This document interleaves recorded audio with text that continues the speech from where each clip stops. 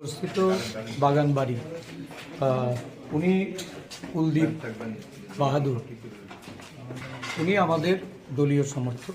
ওনার ভাই গোবিন্দ বাহাদুর আমাদের কংগ্রেস দলের নেতা এবং কংগ্রেসের দীর্ঘদিনের পুরনো উনি অ্যাক্টিভিস্ট। ওনার বাড়িতে গতকালকে রাত্রিবেলা কাউন্সিলর অলোক রায়ের নেতৃত্বে এখানে আক্রমণ সংঘটিত হয়। এই ঘটনার সূত্রপাত হয় গত সোমবারে।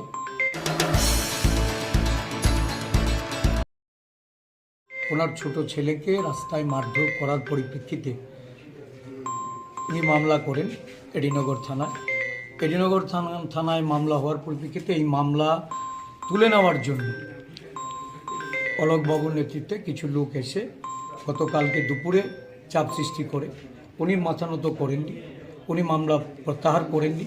প্রত্যাহার না করার পরিপ্রেক্ষিতে রাত্রেবেলা ওনার বাড়িতে আক্রমণ হয়, ভাঙচুর করে এবং এখান থেকে ওনাকে উৎখাত করার হুমকি দেওয়া হয়েছে।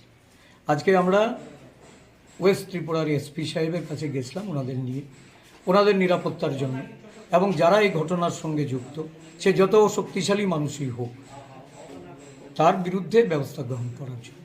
আজকে এইখানে এসে যা দেখলাম এটা অভাবনীয় যে একটা বাড়িতে এই ধরনের ঘটনা, জল খাওয়ার গ্লাসটা পর্যন্ত নেই, জলের পাম্পটা পর্যন্ত ভেঙে দিয়ে গেছে।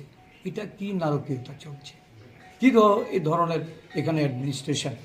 মাননীয় মুখ্যমন্ত্রী উনি এই রাস্তার পাশেই তো ওনার এলাকা, ওনার সুনামধন্যই তো উনি এই কাউন্সিলর কর্পোরেটর, কী ব্যবস্থা নেবেন?